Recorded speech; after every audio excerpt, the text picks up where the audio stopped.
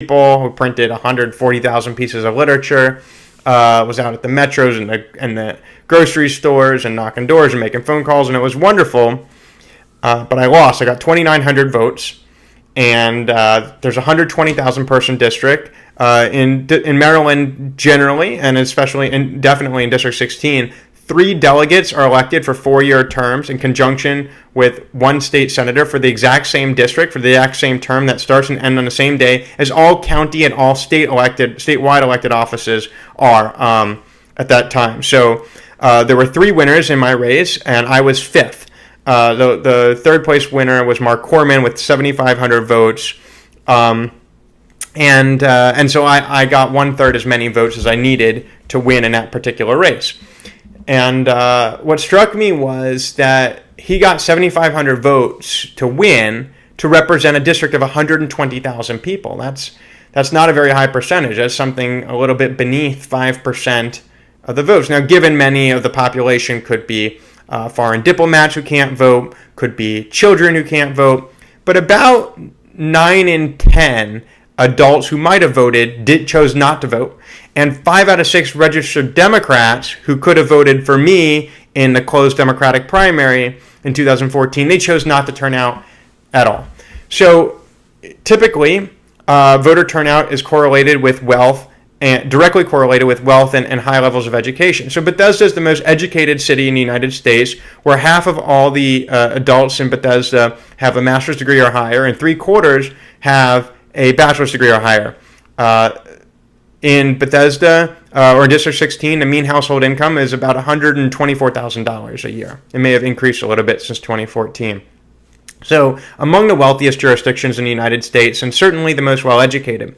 And you have to think, why are these individuals not voting? I had done everything within my power to vote, to turn out the vote. I had knocked the door of every single registered Democrat who was a super voter, meaning they had voted in the 2 previous election cycles, Democratic off-year gubernatorial primaries in 2010 and 2006. And I'd hit every one of those doors personally, and I'd sent out the mail, and I was in the press 50 times, and radio and TV, the newspapers, the blogs. I was around, and we calculated that I hit every super voter about 7 or 8 times over the course of that 18-month campaign.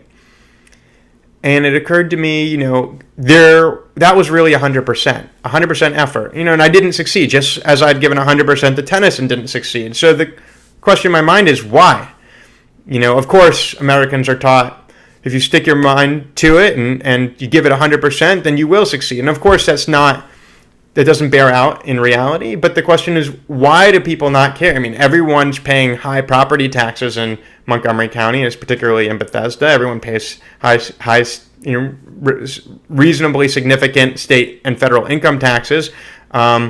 People in Bethesda seem to be more engaged in the federal level because we're so close to Congress, but they pay a lot of county and state taxes. Why are they not interested in exerting their influence over how that money is spent?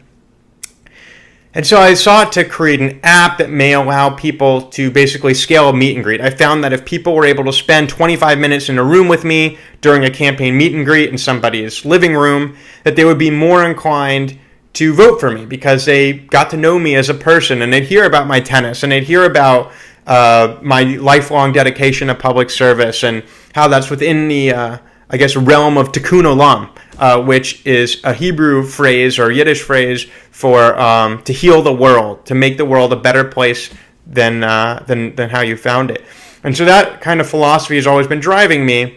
And so I thought if I could share that, or if every single voter could spend 25 minutes one-on-one with not only every person representing them in elected office, and every person who sought to represent an elected office, then they would be more compelled to vote and would have a sense of who they would vote for. And then the idea would be, since they would be able to form their own opinion, they'd be somewhat inoculated against the influence of political expenditures.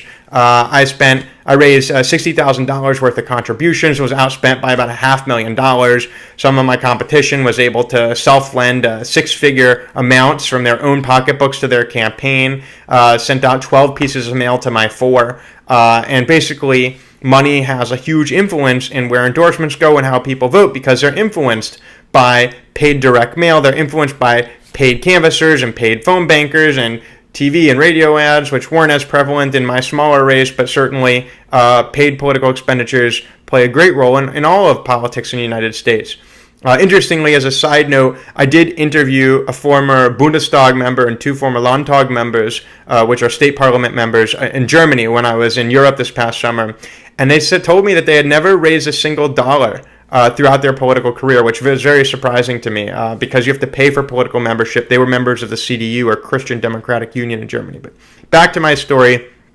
So I thought if people could really determine who they're going to vote for because they get to know them, and if you could scale these meet and greets, which are logistically impossible to scale on a population level, but if all 120,000 or all 60,000 registered Democrats in my district were able to have a chance to spend 25 minutes with me and with their other delegates and the other candidates, they'd be able to make a good decision, and they'd stick with that decision, at least that's my hypothesis, even if an opponent spent, $200,000 to send a piece of direct mail saying, vote for me, not the other guy who you already like, because they'll just turn out and vote for who they like.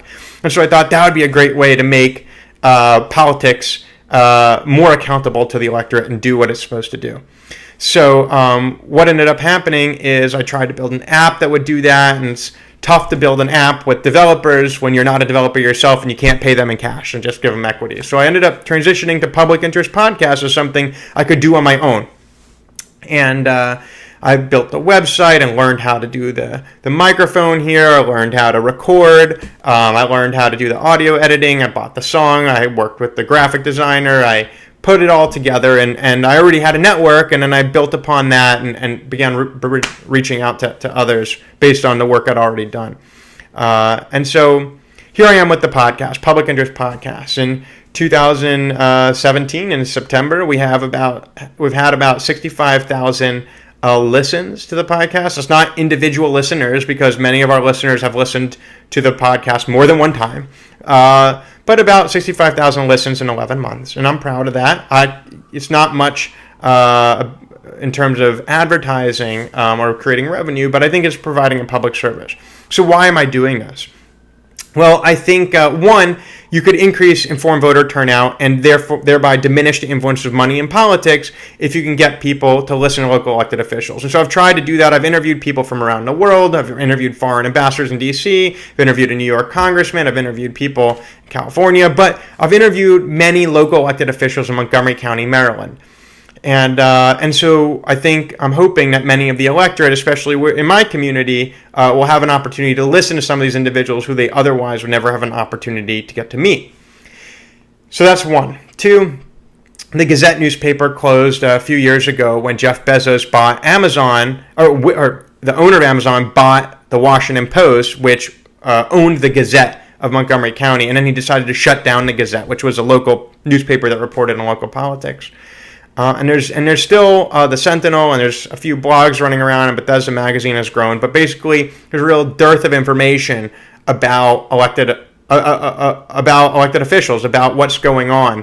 And the Fourth Estate has been disappearing. Of course, the Fourth Estate being a reference to the first three estates of government: the legislative branch, the judiciary branch, the executive branch. Which, by the way, I was interested to learn that in Germany and in Greece, the executive and the legislative branches are much less distinct than they are in the United States, which was surprising in the parliamentary system to me.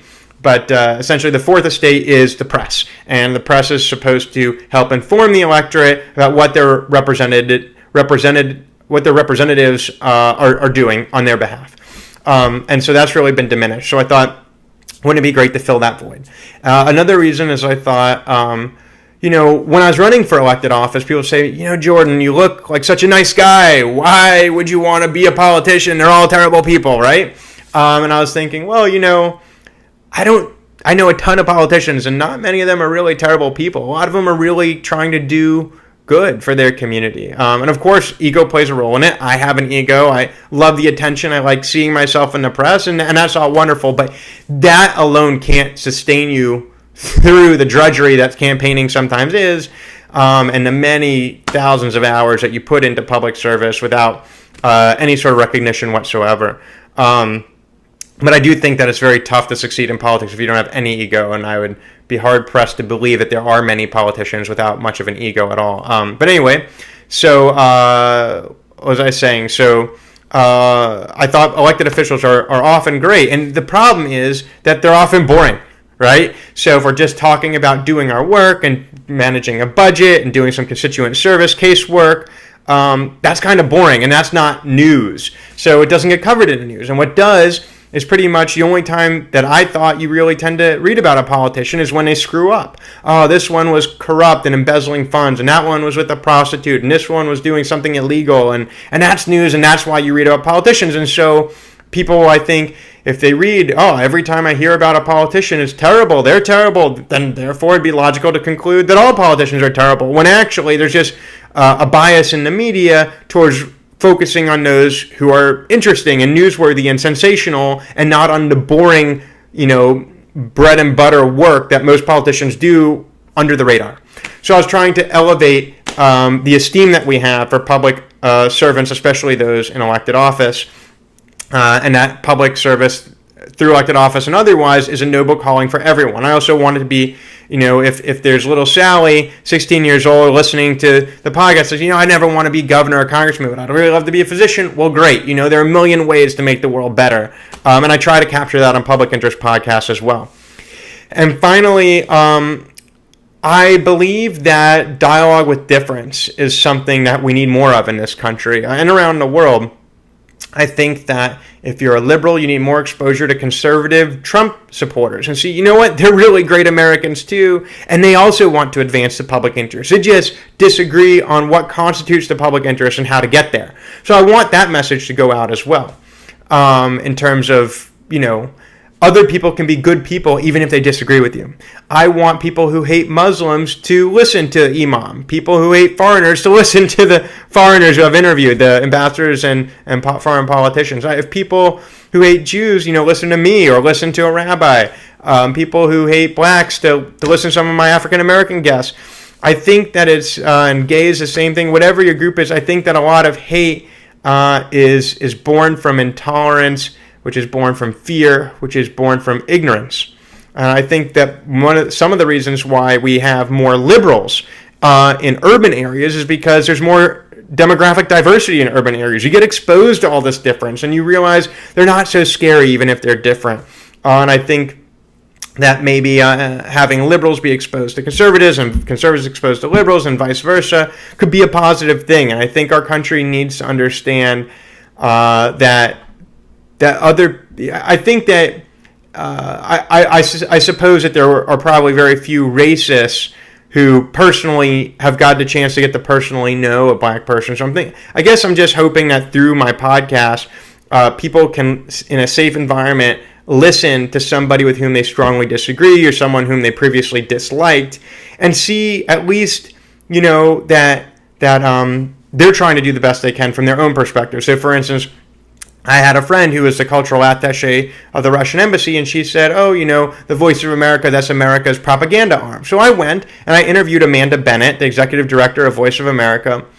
And I don't necessarily hope that my friend in the Russian embassy would turn around and say, oh, gosh, my opinion's all changed now. But I think she would say, look, at least I hear that Amanda thinks she's doing the best she can to advance the public interest. Maybe my friend in the Russian embassy will still view it as the propaganda arm, but at least that from Amanda Bennett's perspective, the Voice of America is trying to advance the public interest and isn't propaganda, and at least she has sincere intentions. And that's, I think, maybe the best we can do, and is certainly better than I think a lot of what we have in society today. So that's really the foundational story of how Public Interest Podcast started. I appreciate you listening to me if you've managed to make it this far through the episode. And enjoy. Please spread it around. Again, it's publicinterestpodcast.com, and you can contact me at contact@publicinterestpodcast.com, or give me a call, and I can incorporate your comments into future episodes and recordings. And look forward to hearing how you receive this kind of PIP journal entry and how you think it compares when I show a little bit of myself compared to the episodes where I'm interviewing important guests. I try to keep my own opinions, my own story, my own self out of those stories and really focus on the interviewee. I'm wondering if you guys are feeling this a little bit more with me and get the sense to get to know me a little bit better. So I hope we can enter into dialogue, and I appreciate your time. Take care.